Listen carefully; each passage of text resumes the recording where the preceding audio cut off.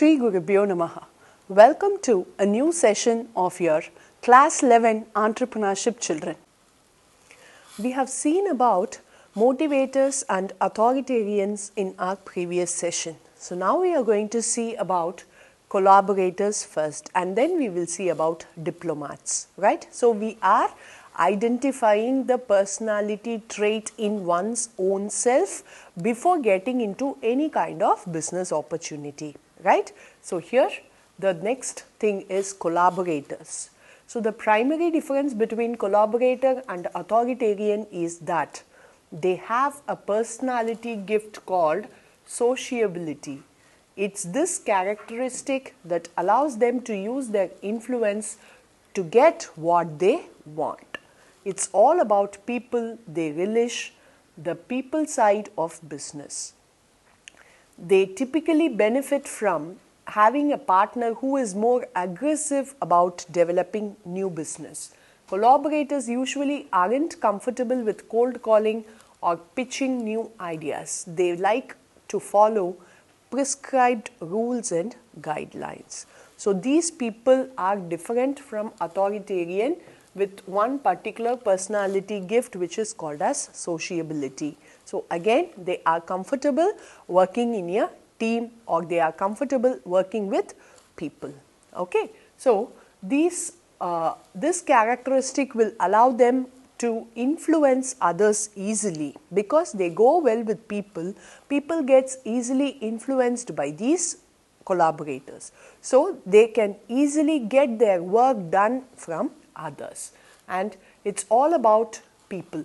They relish the people side of business, so they takes care of the people side of the business. We have seen that authoritarians are not like that. They do not much involved in taking care of people side of the business, but these people take very well care about the people side of business. So they typically benefit from having a partner who is more aggressive about developing a new business. So how will they be benefited? These collaborators, they are much focused on people side. So they will be benefited when they have a partner who is very aggressive, yes, who is very strong in developing a new business. So only with that partner they will give their best. Only with that kind of partner they will be successful. And collaborators usually aren't comfortable with cold calling or pitching new ideas. So they usually do not generate much of new ideas, but they are very much comfortable in following the given set of rules and regulations, right? Then collaborators are good at running customer service oriented or retail businesses, or any business where being convincing is an important aspect of getting the job done and done right. From an entrepreneurial perspective, collaborators do well within structured environments where people are an element of success. Collaborators can be great salesmen in a warm selling market because they use their sociability to sell their expertise. So the collaborators are very good in running this customer service oriented business or a retail business, and because they easily can convince people. So convincing is an important aspect of getting their job done, right? And also especially they convince people to get their job done. Of course, the job is also done right just because of their convincing. So from an entrepreneurial perspective, collaborators do well within structured environment where people are the element of success, right?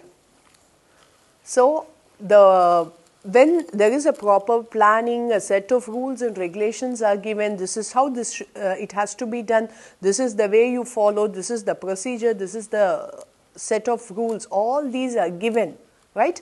Within that environment, they are successful. They work very efficiently in that environment.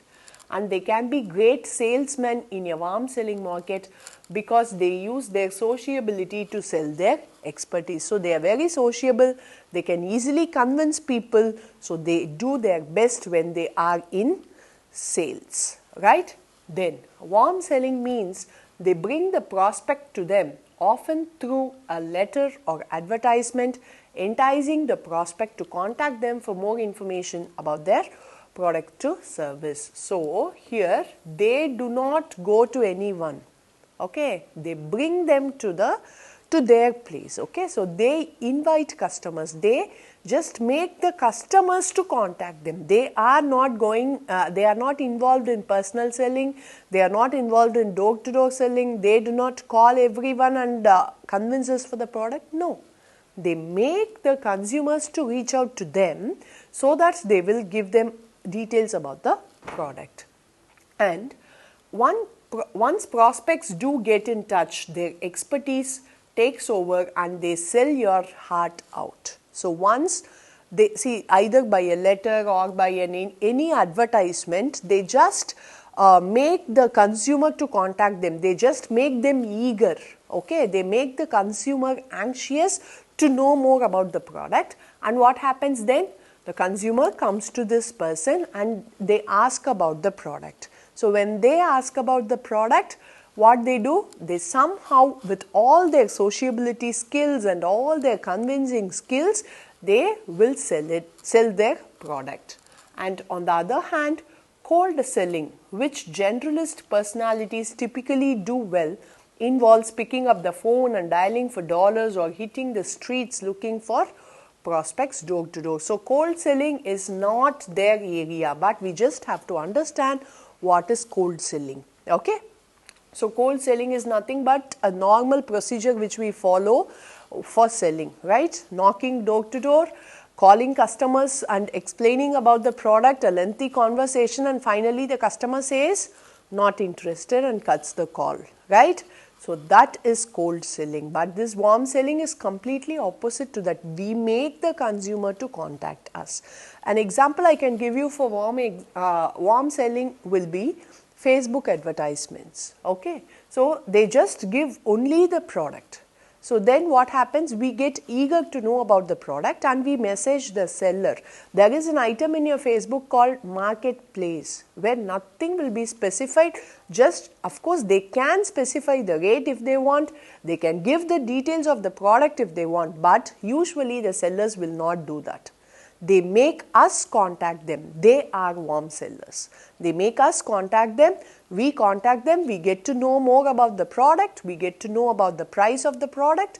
And then if we are convinced, we will buy the product, right? So that is warm selling. So now we are going to see about diplomats. So these people are restless and enjoy working under a certain amount of pressure, okay? So these people cannot handle highest level of pressure, right? So they are working, they are of course restless, and when it is going to be a high pressure situation, they cannot handle it. They get things done quickly and work well with deadlines. So when they are given deadlines, they do their best, right? So they adjust easily to change and deal well with new situations. So they can easily adjust to any kind of change that happens. They adapt themselves to any kind of change that happens. And of course, with the change, a new situation comes, they can even handle that very well. And they have a high sense of urgency and like variety, and because of their compliance and their need to do things right, they work at their full capacity. So their sense of urgency and like variety, right?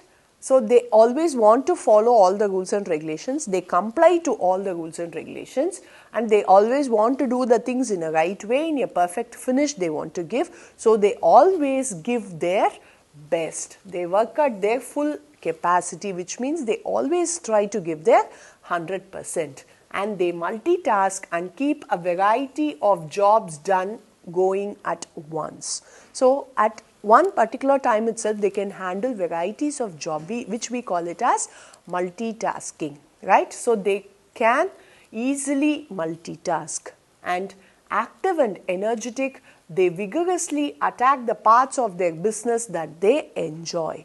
So they are of course active, they are energetic, and the particular area of business which they enjoy doing it, okay, maybe calling customers, maybe doing customer service, maybe like checking the accounts, any particular area of business which they really enjoy doing, yes, they get into that particular line and they of course give their best in that particular area. They can experience difficulty in delegating details but do a great job when they can do the work themselves. So difficulty in delegating. Delegating is nothing but giving powers to others or just shuffling the work among the people, right? So one work is being given to me, I give it to my subordinates to do that particular work. Yes, so that is called as delegating. So that becomes a difficult job for them. Okay, so but they do a great job when they have to do it on their own. Yes, this is the job. You can do it on yourself, they are happily doing it. But this is the job, you should not do it by yourself, you should just delegate it to your subordinates. If that is the case, they find it difficult. And then diplomats are considered to be the best of the specialist entrepreneurs as they have both sociability and drive in their personalities. So they are the best of the specialist entrepreneurs. They are sociable and also they have their own driving factors. So these are two important elements to success. So these two together becomes a very great element, two important elements for a successful business venture. So like most specialists, they are not the greatest rainmaker, but once they have a client or prospect, they do a great job for keeping them. So they are not like other specialists here, like they will create a very big market for them, they will do all the things that will satisfy their customers. No, not like that. But once they get a customer, they will do a very